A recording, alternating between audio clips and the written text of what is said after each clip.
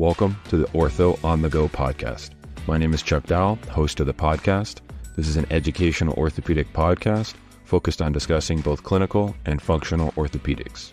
We will discuss a variety of topics within the field of orthopedics, including reviewing interesting cases, hearing from different professionals throughout the orthopedic profession, and discussing common musculoskeletal injuries and complaints.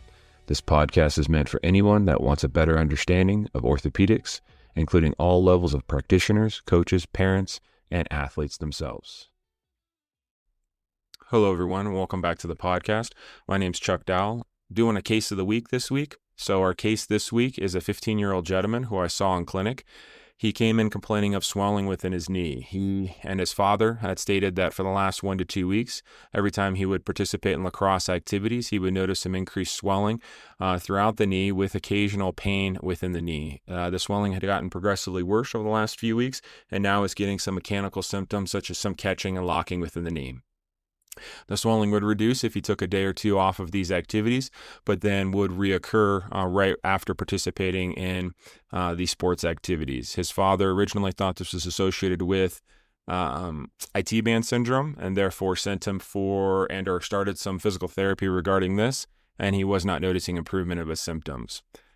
If you are following this along on the YouTube channel, I do have the images for this patient when I saw him in clinic, so definitely go check those out. I'll try to put all of the images on that as well. So again, when I saw him in clinic, his examination at that time was a fairly large palpable effusion noted within the knee. He had some diffuse tenderness noted throughout the patellofemoral area with a slightly positive ballottement sign. His range of motion was slightly limited. He was able to obtain full extension, but due to the significance of the effusion within the knee, he could only flex his knee at about 60 to 80 degrees. He thought this was necessarily a locking, as he didn't want or started to contract when I started to flex his knee past this 80 degree point, but it did have a soft end point, so I think likely related to the effusion. The limited ligaments exam I could get due to the limited range of motion showed that he didn't have any varus or valgus instability at this kind of 10, 30, and then loosely 50, 60 degrees. His Lockman's test was negative at this time.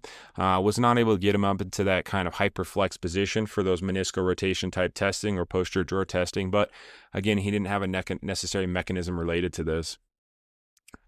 We discussed with him that because it had been going on 1 to 2 weeks, because of his age and the recurrent effusion or swelling he was having within his knee, I was very concerned that he possibly had some kind of cartilage defect within the knee. In my past experience, most of the time when young, healthy, athletic kids come in complaining of swelling within the knee and not associated with trauma, or sometimes associated with trauma such as patella dislocations, it's usually related to cartilage issues, whether they have a congenital cartilage issue or some progressive patellofemoral syndrome. Typically recurrent effusions, especially with higher level activities in young patients, are related to cartilage issues. So as you can see, if you're following along again on the YouTube, the x-rays, including AP weight-bearing films, show that he had open physis, but no acute fractures were seen. The lateral view also shows that he has some soft tissue edema with a joint effusion noted. A small flabellum is noted, but again, no cartilage and or fractures are seen. The sunrise view again shows joint effusion with some soft tissue edema diffusely out around the knee area.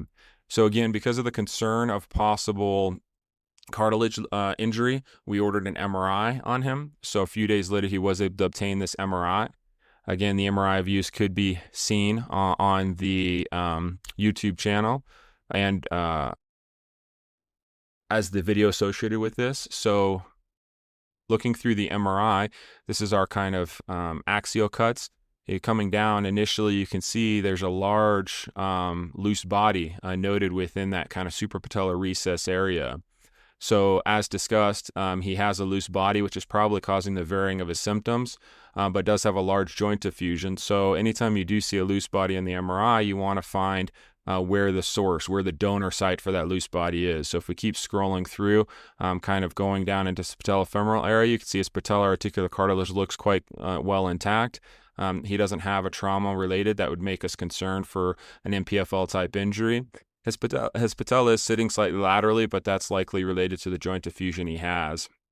If we keep scrolling through, we could see here's our donor site. So this lateral aspect of the trochlea shows a large articular cartilage defect noted. So in this patient, he had a osteochondral defect. And for this patient, because it wasn't associated with a trauma, we would call this osteochondritis dissecans. So for those of you that don't remember, osteochondritis dissecans is a pathologic lesion affecting the articular cartilage and typically the subchondral bone, and has variable clinical patterns. Most of the time, it's picked up on MRI, but occasionally can be seen on radiographs. A lot of the times, this is picked up as an incidental finding.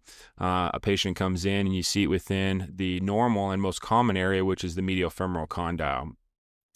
If it doesn't have a loose body, if the cartilage is intact and there's not a lot of subchondral edema, then we can typically treat these non-operatively with restricted weight-bearing activities, especially in patients with open physis where we don't want to have any effect and or cause any trauma to that physis with surgical intervention.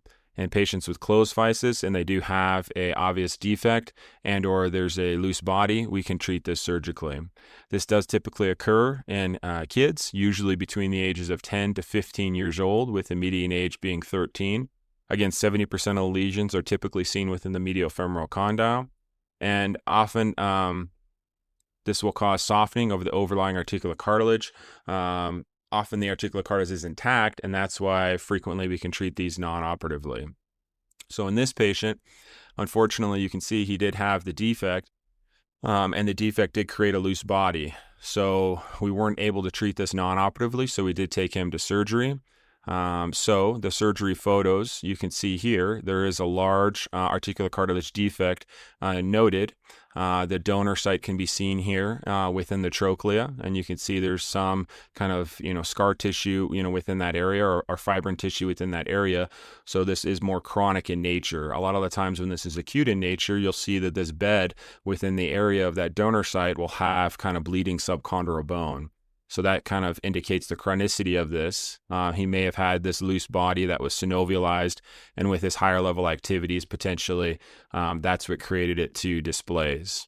So the surgeon went in, was able to measure the two loose bodies, and then was able to create a bleeding bed and fixate the loose body. So you can see the surgical photo here. They put 3 darts and or bioabsorbable screws in the area to hold down that articular cartilage defect. And oftentimes, if we have subchondral bone attached to that articular cartilage, these can heal quite well. So as a follow-up, this patient was doing quite well. He, at his 3-month appointment, had full range of motion, had discharged from physical therapy, and was able to start participating back into some low-impact exercise activities.